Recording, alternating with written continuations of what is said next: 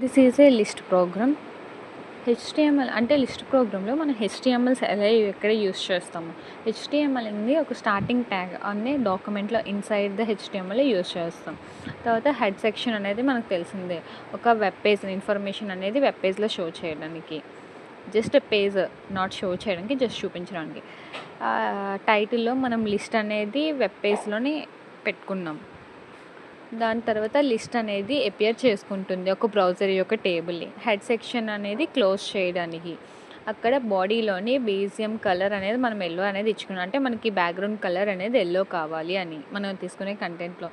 H1లో MR college అంటే head 1 section.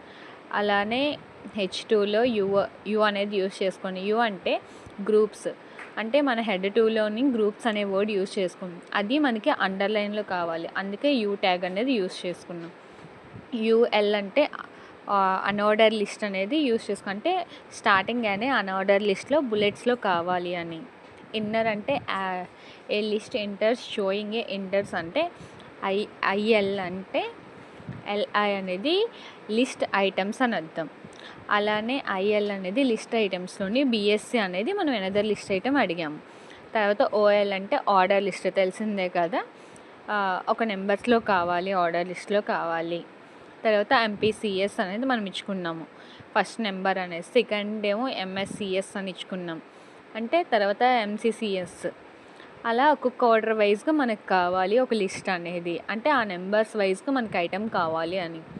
తర్వాత order list అనేది బిఎస్ అని ఇచ్చుకున్నాం, ఎండ్ చేసేసాం ఆర్డర్ అనేది, అంటే ట్యాగ్ అనేది క్లోజ్ చేస్తాం. తర్వాత లిస్ట్ అనేది క్లోజ్ చేసాము. తర్వాత బీకామ్ లిస్ట్ అనేది ఓపెన్ చేసాము, ఆ లిస్ట్లోని బీకామ్ అనేది షో చేయమని అడిగాం. తర్వాత బిఏ షో చేయమని అడిగాం.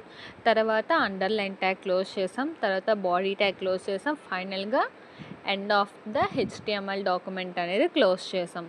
ఫైనల్గా మనకు అవుట్పుట్ ఎలా వస్తుందంటే బ్యాక్గ్రౌండ్ కలరు, ఎంఆర్ కాలేజు, అలానే గ్రూప్ అండర్లైన్, తర్వాత bullet of a list, numbers అనేది sub list under BSc. That's all. List program అనేది కంప్లీట్ అవుతుంది. Thank you.